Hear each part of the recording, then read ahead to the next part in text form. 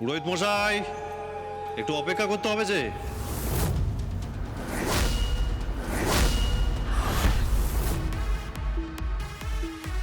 তুমি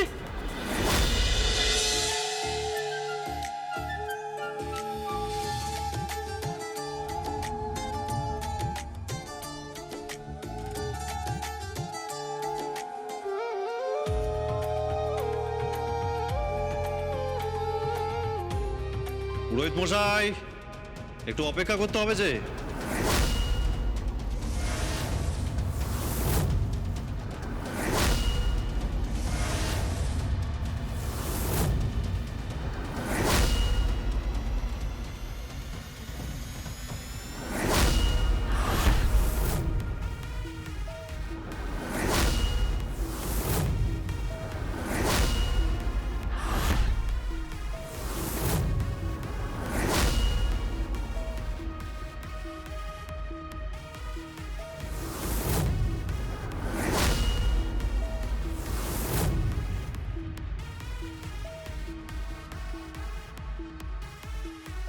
তুমি তুমি এখানে তুমি তুমি বেঁচে আছো?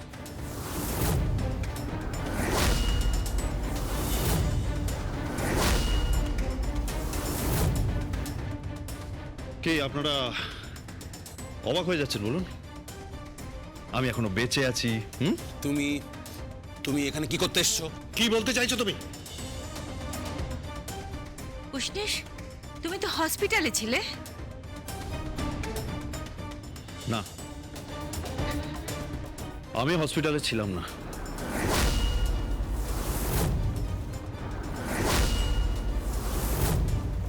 তুমি আমার কেন অশান্তি করতে এসেছো বলো দেখি? একটা শুভ অনুষ্ঠান চলছে।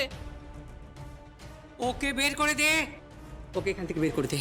আরে ভূমিকা চ্যাটার্জি, বাইরে তো যেতেই হবে। অফকোর্স আমি এখানে থাকতে আসিনি, তাই না? না না, আপনি কি ভাবছিলেন যে সেদিন আমি সত্যি সত্যি অজ্ঞান হয়ে গেছিলাম?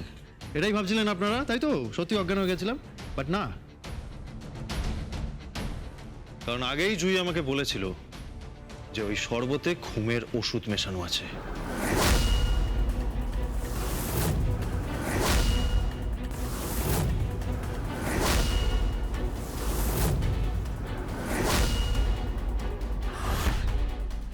আপনাকে যে জুসটা অফার করবে ভূমিকা আন্টি, সেটাতে বিষ মেশানো আছে।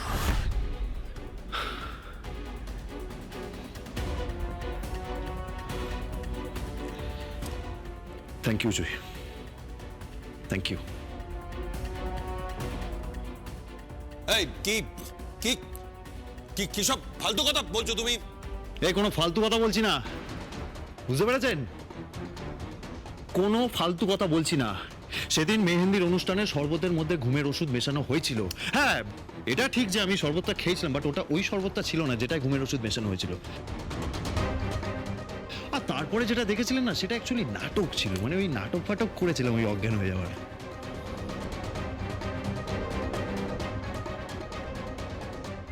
এইসব কি বলছো তুমি? হ্যাঁ, ঠিকই বলছি আমি। আরে সঞ্জিত বাবু, ওরে বাবা, সেদিন তো আবার আমাকে হাসপাতালে নিয়ে যাওয়ার নাম করে একবারে পুকুরের জলে ফেলে দিলেন।